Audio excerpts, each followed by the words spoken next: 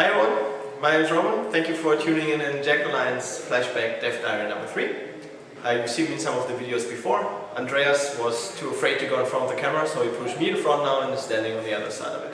So here we go. As promised last time, let's have a quick view on our new offices. And in this Dev Diary we'll dive into the alpha and show you some gameplay footage. We'll have a closer look at the prison level we've been building with our level designer. We'll show you some new special effects from our technical artist, Adrian. And that about sums it up. So have fun, enjoy the show.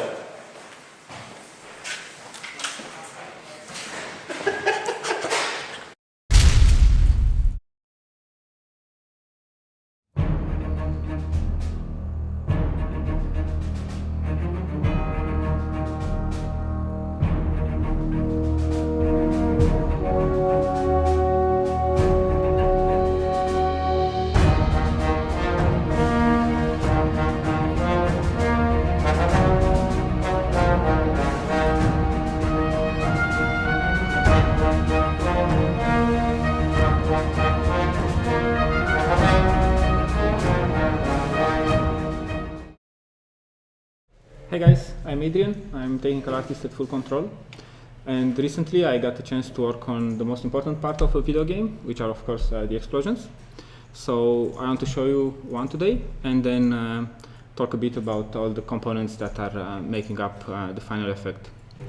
So over here we have our little gas station, and if it takes enough damage then it's going to explode. And this is how the explosion looks. Now, this explosion is made of several parts, and I just want to walk you through a few of them. So, if we go over here, we can see the two fireballs, and there are two fireballs because we have two explosions, two gas stations next to each other. And the fireballs have a small offset between when they detonate, and that just adds a bit to the explosion, makes it feel a bit more powerful, a bit more violent. Now, one of the challenges in doing visual effects is that you need to make the effects feel believable, and I don't mean that they need to feel photorealistic, but they need to feel believable. They need to feel like they're part of the physical world. So you need to take in consideration a few basic physics rules, like or physics properties, like buoyancy, heat emission, velocity. And you can of course exaggerate those, but they need to be there, and they need to act in a believable manner. Now, if we move to the next ones, we have this big debris that leave a trail behind. So we have three types of debris that leave fire and smoke, and then we have another one that leaves some sparks. Now, the fiery ones, we have three versions of those, and we have the one in the left that's tall, so the debris movement is mostly upwards. Then the one on the top has a more horizontal movement, and then the last one in the right side of the screen we have they have a more random curly movement, and then the bottom one, the one with the sparks goes mostly upwards as well. So another challenge in doing VFX is that you need to adapt the visual style of the effects to match the visual style of the game, and it's often easier to make photorealistic effects than to make stylized ones. So for Jagged Alliance, we decided that we want an almost cheesy, exaggerated kind of explosion. So as you can see, it has a lot of fire, it has a lot of smoke. Everything is big, everything is violent, and so we went for saturated colors. Okay, so next we have the ground dust wave. And this shows, again, the force of the effect, the force of the explosion. It shakes the ground, but it also has a gameplay implication because the player, because it's going to show to the player the area with the high impact damage. Moving on, we have some more additional effects. So on the top here we have the flashbangs that are complementary with the lights, with the real lights. And we have two flashbacks because, again, we have two explosions. Then we have some generic sparks that are flying, small ones that are flying around in all directions.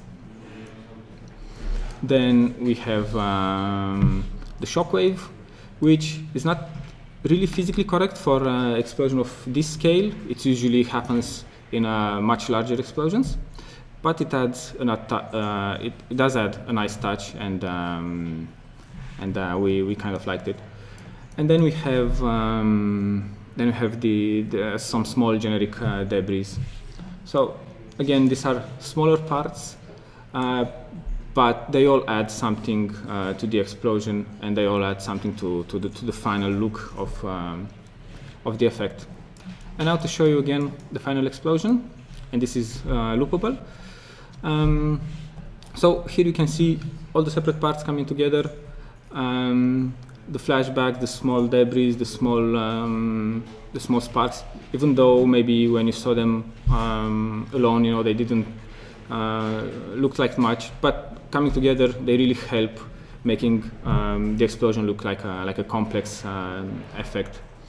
Now, every time the explosion happens, it looks unique because most of the components are randomized, so they have different random direction, random speed, and yeah, I guess that's about it. We're quite happy with how the explosion turned out, and I can't wait to show you guys more stuff next time. Thanks for watching. Hi, I'm Philip, level designer and game designer for Jagged Flashback. So based on the story, we decided to go with a colonial fortress converted into a prison. Later abandoned for many years, but now occupied by military forces, used for interrogation and execution of the opposition. So it's been a back and forth process with the artists and level designers.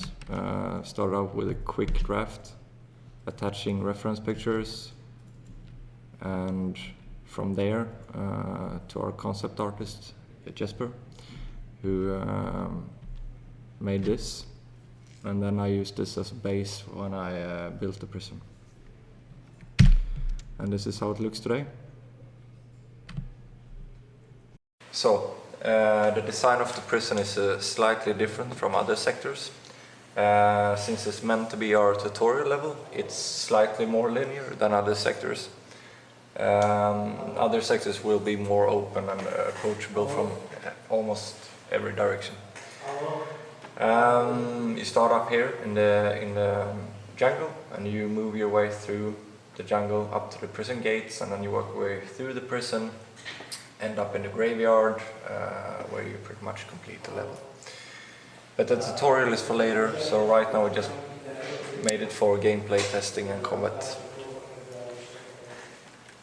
So anyway, here I am outside the prison, up in the jungle, and I'm just gonna take you through the level really quick. I'm not gonna shoot my way through. But as you can see, this is the outside. Here we have the parking lot, we have the gate, we have the inside of the prison, an overgrown warehouse not being used anymore. We have the barracks that's been renovated slightly, and prison cells, and an execution wall. Out here we have the graveyard.